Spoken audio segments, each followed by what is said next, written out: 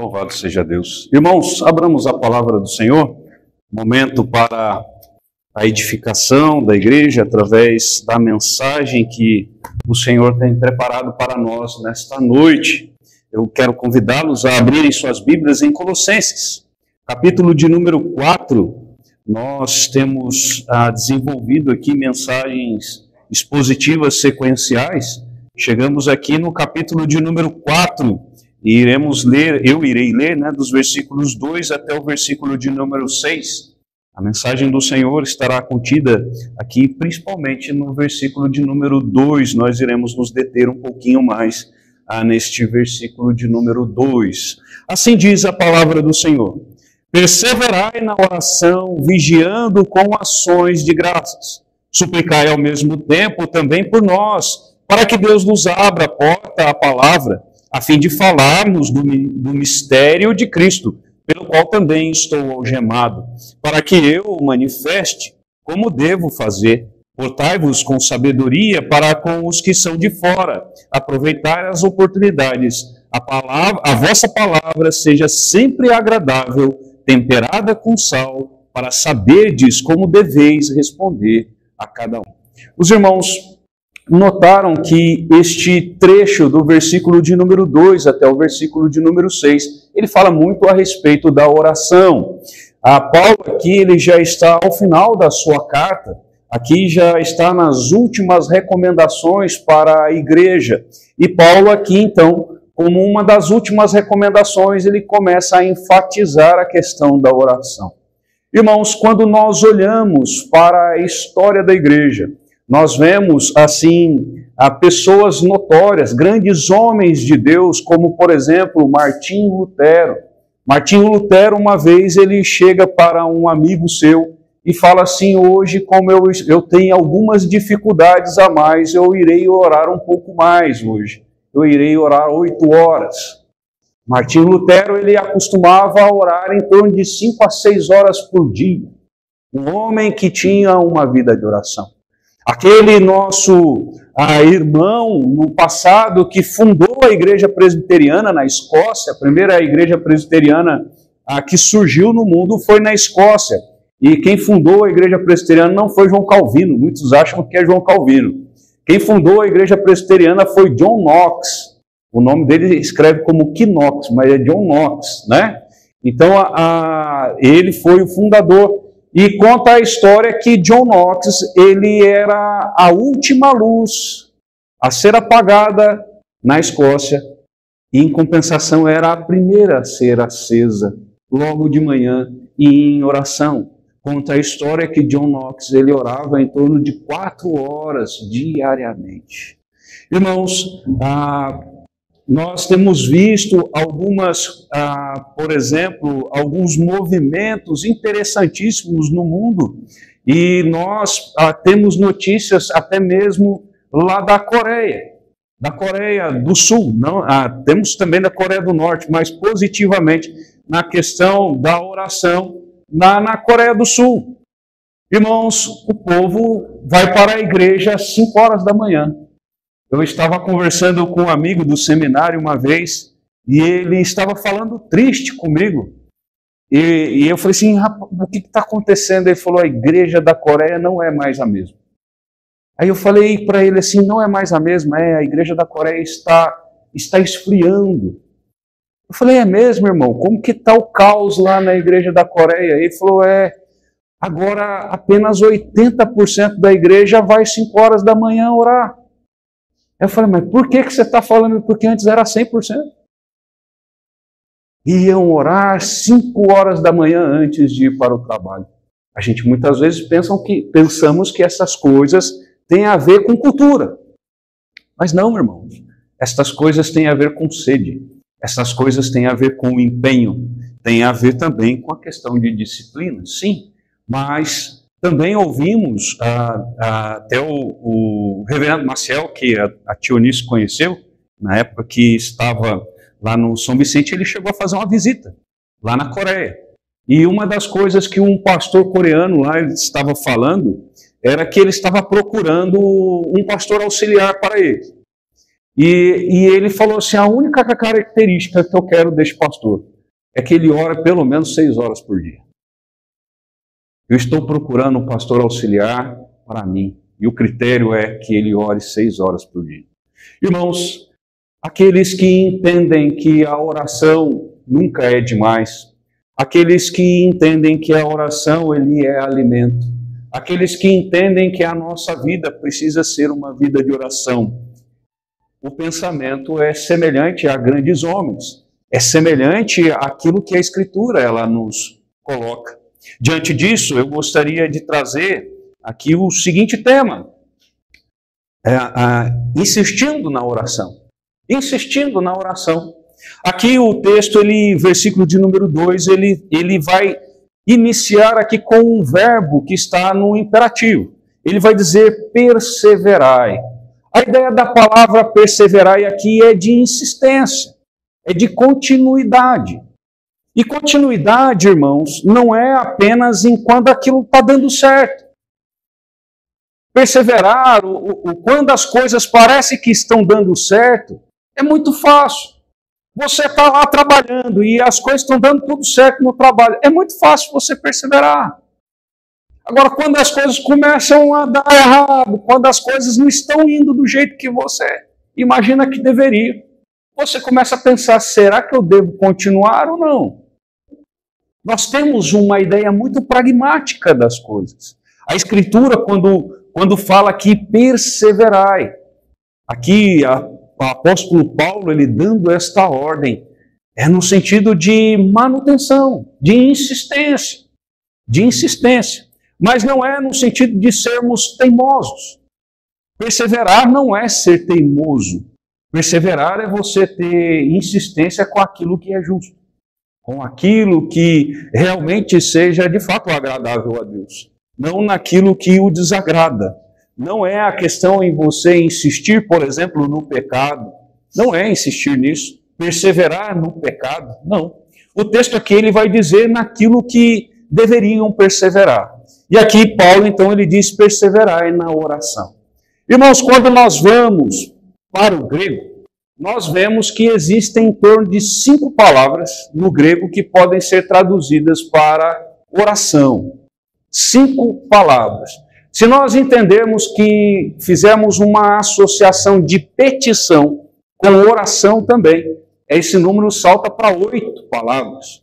8 palavras, se colocarmos aí também petição, nesse sentido de oração.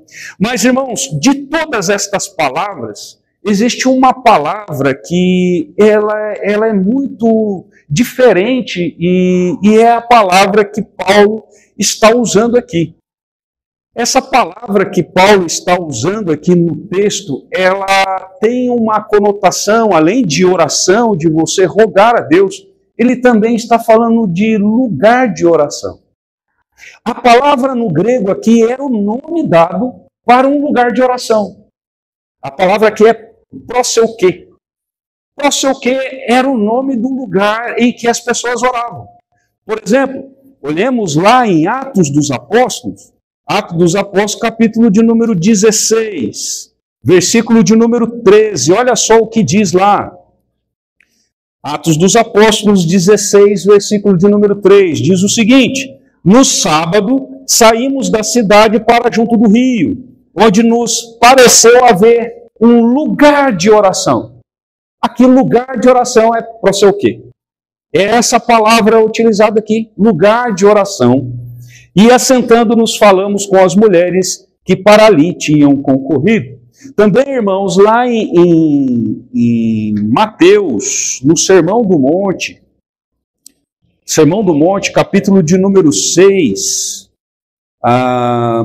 nós vemos aqui a partir do versículo de número 5, Jesus aqui, ele falando a respeito da forma que devemos orar, né? Ele ensinando ali os seus discípulos. As multidões estavam lá, olha só, versículo de número 1 do capítulo de número 5. Vendo Jesus as multidões, subiu ao monte e, como se assentasse, aproximaram os seus discípulos.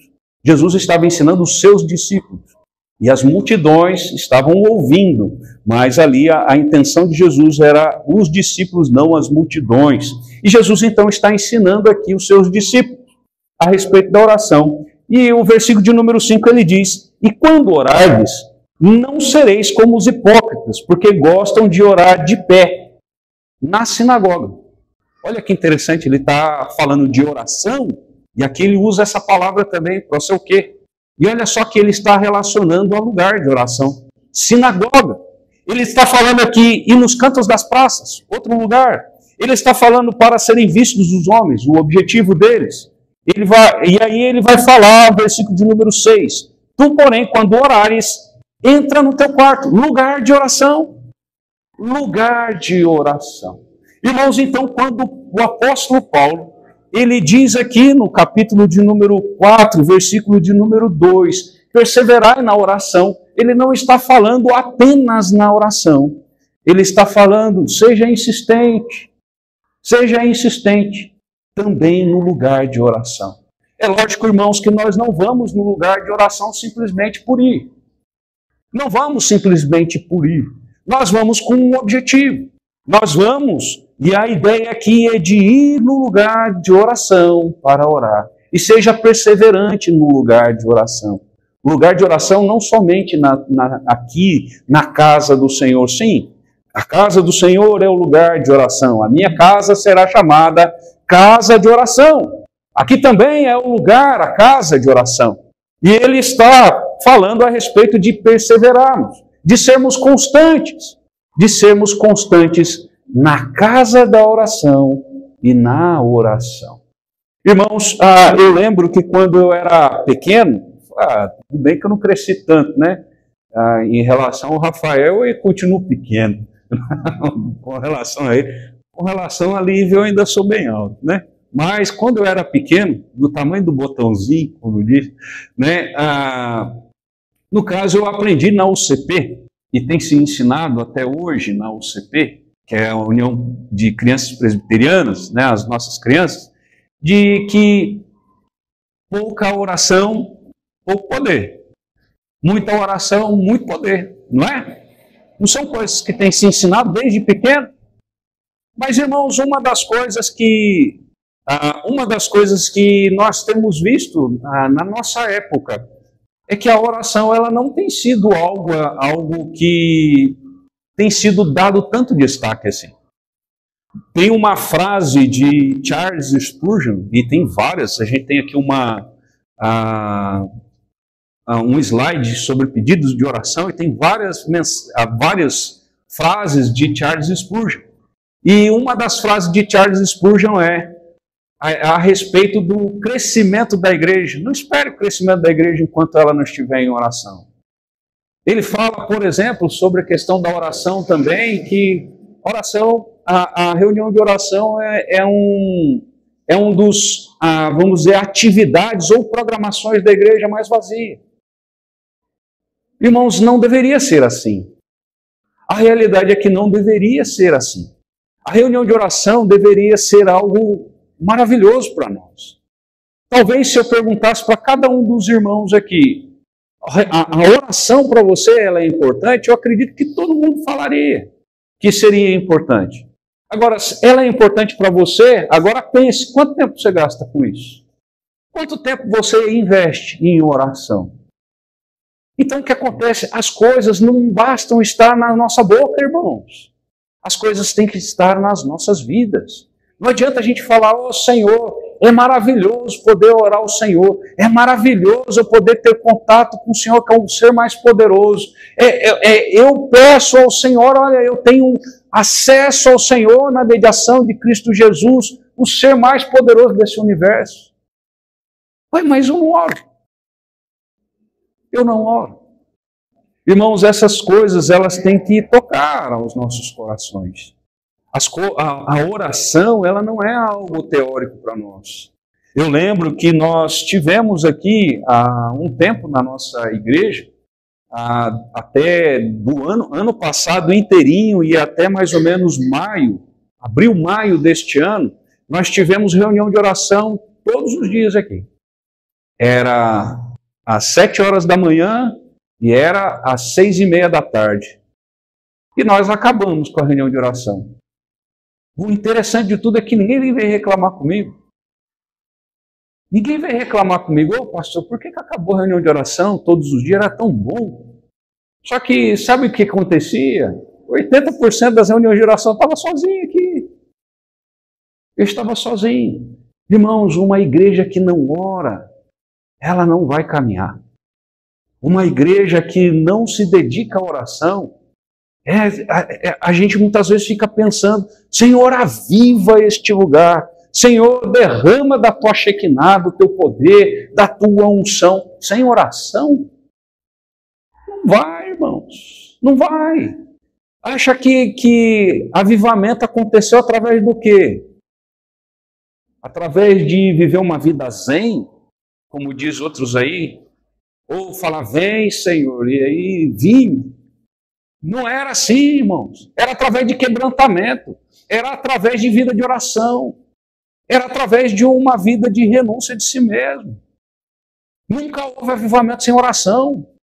Nunca houve, irmãos, uma igreja em que, por exemplo, o púlpito ele pegasse fogo no púlpito. E fogo que eu estou querendo dizer não é fogo literal, não. Mas fogo espiritual no púlpito. Sem oração. Não existe isso, irmãos. Nós temos falado a respeito de que queremos organizar essa congregação e igreja. Nunca vai acontecer se o povo que se chama pelo meu nome não se humilhar. Não ora para mim. É orando, irmãos. É orando que as coisas se resolvem. É orando, a gente fala, Senhor, mas a gente evangeliza. Evangeliza, mas quem que toca o coração é o Espírito Santo. E não acontece as coisas. Por quê? Será que não falta oração, irmãos? Como está a sua vida de oração? Você tem perseverado? Você tem perseverado na oração? Muitos dizem, eu persevero, eu não passo um almoço sem fazer uma oração de 30 segundos ali. Senhor, obrigado pelo alimento, em nome de Jesus, amém. Tinha alguns que falavam até em acampamento lá, falava, Senhor, faça bem, faça mal, em nome de Jesus, amém. Tão rápido que é, de tão... Tem hora até a questão de levando a oração como algo insignificante. Ou usando a oração até como uma brincadeira. Ô, irmãos, essa coisa é séria demais. Isso é característica de um crente verdadeiro. Isso é característica de uma igreja de Cristo, irmãos. Uma igreja que ora. Uma igreja que busca o Senhor. Uma igreja que tem os seus joelhos ali grossos até. Como diz aquele joelho que parece um joelho de camelo, tão grosso que está de tanto orar ajoelhado ao Senhor, se humilhando diante dele. Como está a sua vida de oração? Você tem perseverado na oração? Você tem perseverado na casa de oração? Nós vemos vários filmes, por exemplo, tem aquele filme que fala sobre o quarto de guerra, né? Quarto de guerra, ô filme legal, eu gosto daquele filme. Tem algumas questões teológicas lá complicadas, mas eu acho legal a questão do filme em si, a questão principalmente nessa questão da insistência da oração. E não só da oração, mas do lugar de oração. Do lugar de oração. Nós pensamos assim, nós temos que viver uma vida de oração. Mas aqui o que ele está, e não está errado você pensar assim, nós precisamos ter uma vida de oração. Tudo aquilo que eu fizer, eu vou fazer em espírito de oração. Não está errado você fazer isso. Mas aqui Paulo ele está falando a respeito de momentos. De momentos. Um momento em que você vai parar exclusivamente para isso. Parar exclusivamente para você orar. Parar exclusivamente para ir à casa de oração para orar. Você tem sentido falta? Se você tem sentido falta da casa de oração, se abrir, fale comigo. Fale comigo. Vamos combinar para abrirmos a casa de oração para orarmos juntos. Vamos? Inclusive, irmãos, é algo assim que se torna frustrante quando a igreja ela não busca. Nós temos aqui, toda terça-feira, as nossas irmãs orando na casa da Dulce Maria, né? Tem em torno de 4, 5 irmãs lá. É uma bênção, ter 4, 5 irmãs, louvado seja Deus por isso. Não poderia ter mais. Teríamos condições de ter mais pessoas lá. Ô irmãos, Será que, como a gente tem tratado essa questão da oração? Será que a oração para a gente não tem sido um peso? Será que a oração para a gente não tem sido um deleite? Se não tem sido um deleite para nós, se nós não vemos hora de pararmos, ô Senhor, tantos afazeres hoje, não vejo a hora de eu chegar lá no meu quarto lá e me ajoelhar para orar diante do Senhor, conversar com o Senhor. É isso que é isso que você pensa? É isso que você sente no seu coração diante dos afazeres do dia? Senhor, não vejo a hora para eu ter um momento exclusivo com o Senhor no meu dia. Não vejo a hora de ir na casa de oração, seja no dia que estiver aberto, como nas programações nossas aqui, ou em reuniões de oração, não vejo a hora. Tem sido este a disposição do teu coração? Ou a disposição do teu coração é não tenho tempo? Não tenho tempo. Não tenho tempo para essas coisas. Nós não temos tempo, irmãos, para aquilo que nós consideramos que não é importante. Aquilo que nós consideramos que não é importante na nossa vida, nós não temos tempo. Aquilo que nós consideramos que não é importante para nós nem lembramos. Nós nem lembramos. Agora, aquilo que nós temos como valioso e importante para nós não sai da nossa cabeça. Não sai da nossa cabeça. Pergunta para o Felipe se a Monique sai da cabeça dele. Não sai da cabeça dele. Ele vai trabalhar, está pensando na Monique. A Monique não, né? A Monique também, pensando no Felipe. Mas é assim, irmão. Você tem pensado nisso. Você tem pensado nessas coisas. Nesse prazer, tem sido um prazer termos este privilégio de poder chegar diante do Senhor em oração. Sabedores, irmãos, que o Senhor, Ele irá responder cada uma das nossas orações. Pode não ser exatamente do nosso jeito. Tem uma frase interessante de Piper, que ele fala o seguinte: Deus, Ele pode não responder exatamente do jeito que a gente quer, mas Ele vai fazer da melhor forma.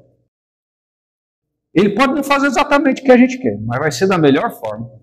E falar a verdade, a forma de Deus é muito melhor que a nossa mesmo.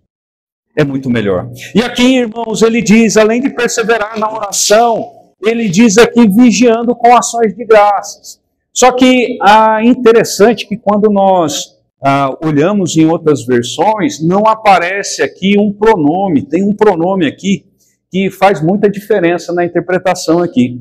Quando nós vamos, por exemplo, para a tradução de Calvino, que Calvino faz deste texto, ele vai colocar aqui um pronome que está realmente lá no texto grego. Seria vigiando nela. Ou seja, vigiando na oração.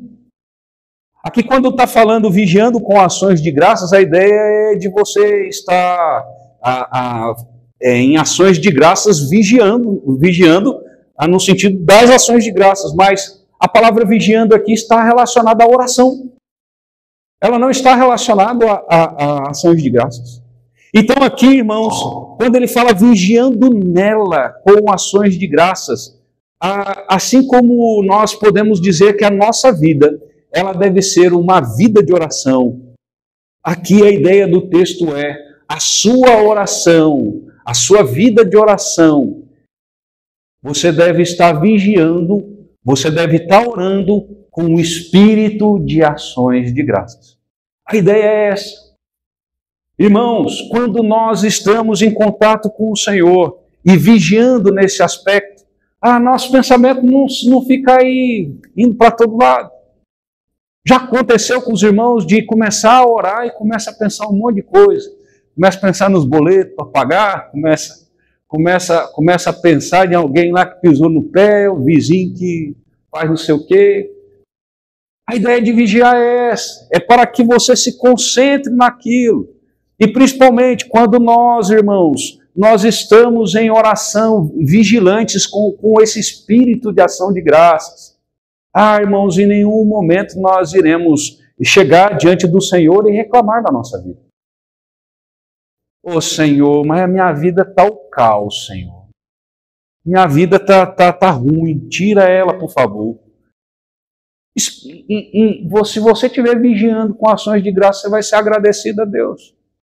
Você não vai chegar a ser um masoquista de chegar e falar assim, Senhor, muito obrigado por causa das tribulações que eu estou passando. A ideia não é você chegar e falar, oh, Deus, louvado seja Deus, seja o Senhor, porque eu estou sofrendo aqui miseravelmente. Não. Mas Senhor, eu louvo ao Senhor porque tem propósito isso.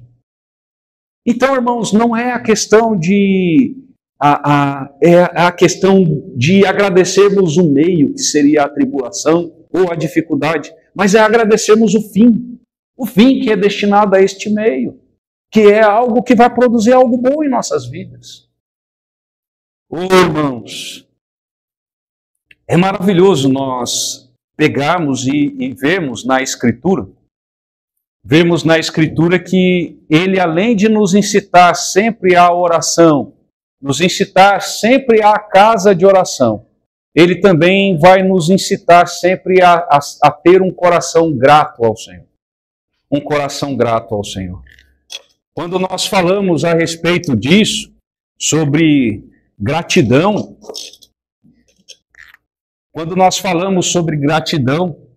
o grande foco é reconhecermos que Deus ele não tem obrigação nenhuma em nos conceder qualquer coisa. Deus não tem a obrigação de nos conceder qualquer coisa, mas é pela sua graça. E quando nós falamos graça ele significa algo que Deus nos dá sem merecimento nosso. Graça é um dom imerecido. Tem hora que nós achamos que parece que Deus ele é obrigado a fazer as coisas para nós. Como que se Deus ele estivesse lá no céu, lá, como diz, fazendo força para que nos convencer, como que se ele estivesse precisando da gente de alguma forma. Não é isso. Não é isso que acontece. O privilégio, tem hora, irmãos, que nós somos tão assim que a gente acha que o privilégio desse nosso relacionamento com Deus é de Deus. O privilégio é dele. Não, o privilégio não é dele, não. O privilégio é nosso. O privilégio é nosso, de um ser tão pequenino poder entrar em contato com ele. Irmão, como que você tem agido em relação a isso? Você tem buscado, você tem perseverado na oração? É lógico que eu não estou na casa de nenhum irmão. E a minha ideia também não é ir lá, falar, ei, irmão, e aí, quando você está orando? Vamos orar junto. A ideia não é ficar policiando os irmãos, mas é que cada um nos policiemos. Nós não oramos para que os outros vejam. Nós não oramos para isso.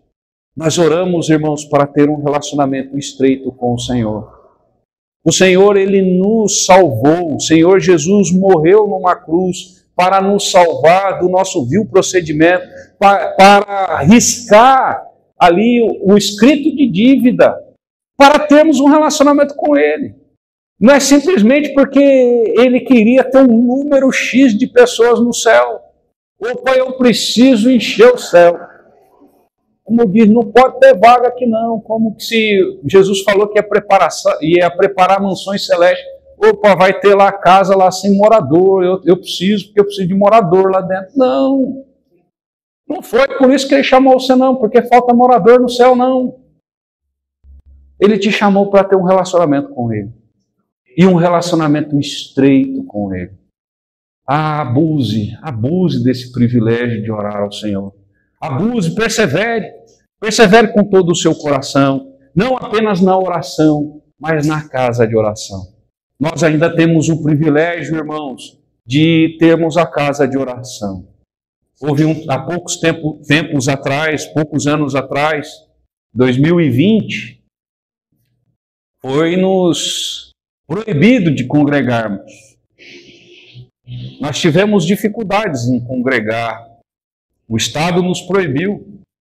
Nós não sabemos se teremos outra pandemia no futuro.